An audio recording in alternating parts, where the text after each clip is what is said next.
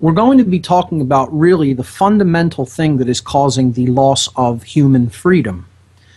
And as sad as it is to make this statement, here's as simple as it gets. Human freedom is being destroyed and lost at the rate that it is being destroyed and lost at for one basic overarching reason. Human beings, unfortunately, have come to a point in their consciousness where most of them no longer know the difference between right and wrong.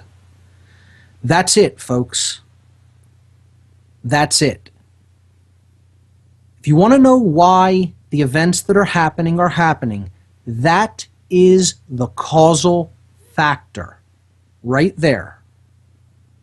They do not know, not believe or think or just have an opinion about. They do not definitively know the difference between right and wrong.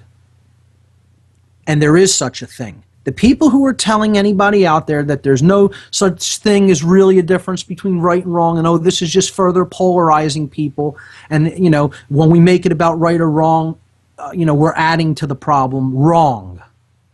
There is such a thing as right and wrong.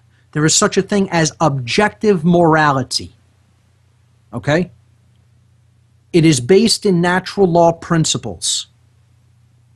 And when we started this show 78 weeks ago, one of the first things I talked about was the ideology known as moral relativism, which is destroying the people of the earth. When I then went into all of the methodologies of mind control and helped people to understand that it is dark occultists who propagate all of these mind control methodologies, and what their ultimate religion is all based upon is moral relativism, on the shows that I did on Satanism and dark Luciferianism. This is their foundational ideology, that there really isn't any such thing as right or wrong. It's all relative. It's all based on what we think, our preferences, based on the current situation at the time. And if you believe that, you are under mind control put there by dark occultists. If you believe that there is no such thing as objective right and wrong, you are under mind control. And that is the problem. That so many people actually believe in moral relativism. That's the problem with the people of Earth. And that's why the people of Earth are going into deep slavery. And I'm choosing my words very deliberately. Okay? And people will not like to hear this. They will rebel against this in whatever way they can, because they want to abdicate personal responsibility to know the difference between right and wrong, and then to choose the right. They don't want that responsibility. They want to claim ignorance. I didn't know. I didn't know as I was hoarding people into work camps that was the wrong thing to do. I thought it was fine. I didn't know as I was signing off on all of these bad loans. I didn't know. I didn't know that I was basically taking away these people's rights to speak and make their opinion, voice their concerns and opinions, that I silenced them. I didn't know that was wrong. I was just doing what I was told. I was just following orders. I was just doing my job. How long are we going to let this fly as an excuse, as a people? We heard that at Nuremberg. The Russian secret police that worked under Stalin claimed that. It's just a job. I wanted to keep working so I could feed my family. The Schutzstaffel who ran concentration camps were saying that. Well, our government was telling us it was okay. People behind all of these loan frauds and all of the rape of the economy are saying, oh, but my superiors are just telling me to do that. That's okay. That's company policy. And then they just do it because it's just pass the buck down the line. Just abdicate your own responsibility to know the truth, to know right versus wrong, and then choose right. They're trying to say, oh no, we don't have that responsibility. That's someone else. I'm just a foot soldier. I'm just a person pushing a pencil, or I'm just a person carrying out the actions that my owner tells me to do. And we think that's acceptable, that that's okay for somebody to just continue to abdicate that personal responsibility and say, well, they're the ones actually doing these things, that they're not responsible for doing them. Nonsense. Bunk is what I say to that. And that's what you should say to that if you have any understanding about the real dynamic that's taking place here. You should call people on that. You should call their BS on that, because that's exactly what it is. And it shouldn't fly in any kind of a moral society for someone to make claims like that they're not the ones responsible, even though they're the ones actually doing the action. Well, someone else told me it was okay. Think about this, folks. This is as common sense as it gets. See, because that's ultimately what we're talking about here today, is common sense. That's a key phrase that's going to be coming up. So that's the dynamic. People really don't know the difference between right and wrong. They don't know what their rights are, and they don't know what their rights are not. And I told you when I started the section on natural law, I told you two things. And remember my words. This is the most deeply occulted information on the earth. And it's some of the most basic. But it is the most deeply hidden truth. You're never going to hear anybody talking about this on television. You won't hear this on the nightly news, okay? You won't even hear it amongst some of the top alternative media. This is the most occulted information in the world. This is the information that the dark occultists who are running the show know and are using against people as a weapon, and ultimately are trying to get people not to ever look at.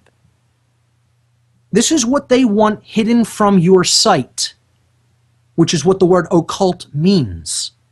Hidden from sight. Okay, another form of mind control is trying to make one word associated with something that it's not really associated with at all. And one of the best forms of mind control is associating the word occult with evil, because it means no such thing.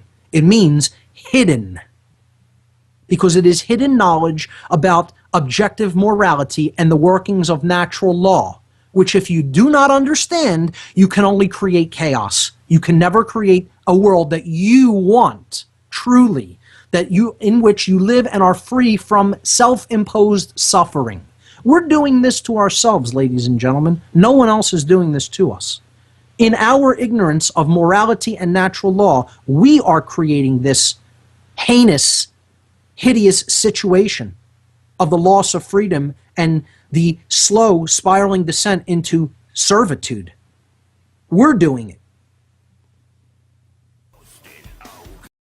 When people cannot refute something that is based in truth and based in principle, they will just attack the messenger.